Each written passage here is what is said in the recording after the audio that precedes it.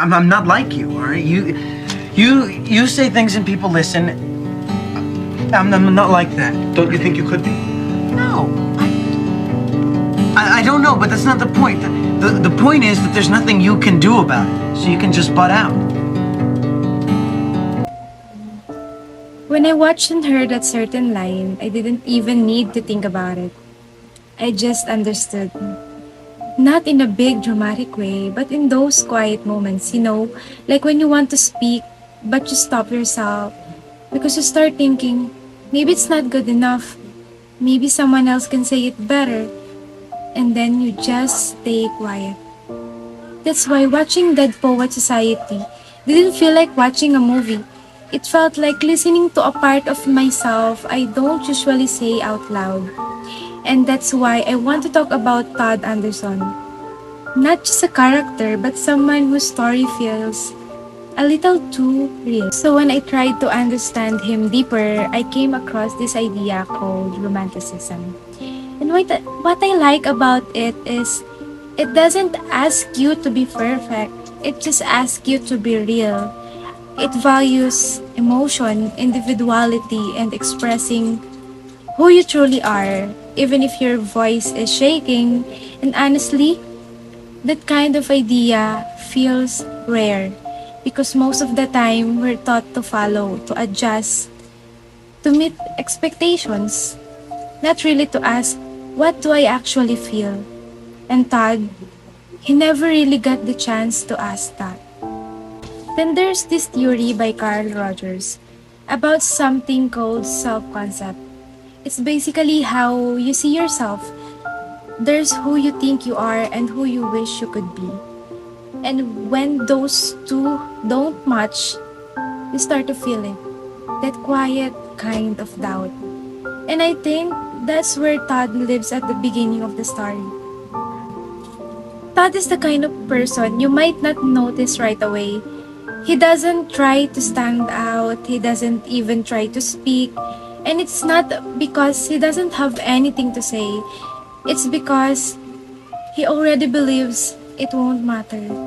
He grew up being compared to his brother, someone who seemed to get everything right. And little by little, he started believing that he would never be like that. So instead of trying, he stayed quiet. And I think that's what made his story hit me. Because sometimes, silent isn't emptiness. It's fear. Then Mr. Keating comes in, and he's different. He doesn't tell Todd what to become, he just gives him space to figure it out. And I think that's important because sometimes what we need isn't pressure. It's someone who makes us feel like we're allowed to have a voice. There's this one scene where Todd is asked to create a poem, and he says, I can't. In that moment, it didn't feel like acting. It felt real because I had moments like that too, where I already decide I can do something before I even try. But Mr. Keating doesn't let him hide. He pushes him gently, and slowly, Todd starts speaking. Close your eyes. Close your eyes. Close them. Now, describe what you see. I close my eyes. Yes? And this image floats beside me. Sweaty-toothed madman. The sweaty-toothed madman with a stare that pounds my brain. Oh, that's excellent. Now give him action. Make him do something. His hands reach out and choke me. That's good. Wonderful. Wonderful. And all the time he's mumbling. What's he mumbling? Mumbling truth. Yeah. Truth like a blanket that always leaves your feet cold. Forget them. Stay with the blanket. Tell me about that blanket. You push it, stretch it, it'll never be enough. You kick at it, beat it, it'll never cover any of us. From the moment we enter crying to the moment we leave dying, it'll just cover your face as you wail and cry and scream. Not perfect, not confident, but honest. And I think that's the first time he actually hears his own voice. And that moment, that's romanticism. That's choosing truth over fear, and at the same time, that's his self-concept starting to change. There's a line from Walt Whitman that says, I celebrate myself and sing myself. And before I thought that sounded too bold, but now, I think it's just about accepting yourself enough to speak, and that's something Todd is slowly learning. But not everything changes right away. After what happened to Neil Perry, that fear comes back, and Todd becomes quiet again. And honestly, I understand that. Because even when you're trying to grow, fear doesn't just disappear. Captain, my captain. Sit down, Mr. Anderson. You hear me? Sit down.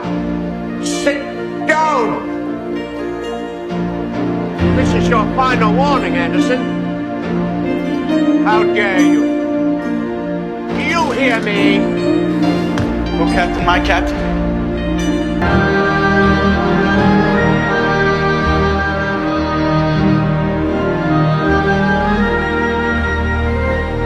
And then the final scene. Everything feels heavy, quiet, and then Todd stands up. Slowly, he steps onto his desk and says, "Oh, Captain, my Captain." And I think what made that moment powerful is not how loud it was, but how hard it must have been for him to do it. Because that wasn't just a line. That was him choosing not to stay silent anymore. For me, this isn't just a story about confidence. It's about that quiet struggle of wanting to be heard but being afraid to speak.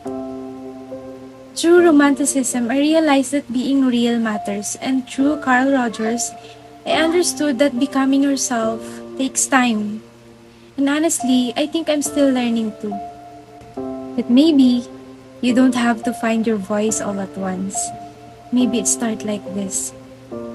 In the small, quiet moments when you finally decide not to stay silent.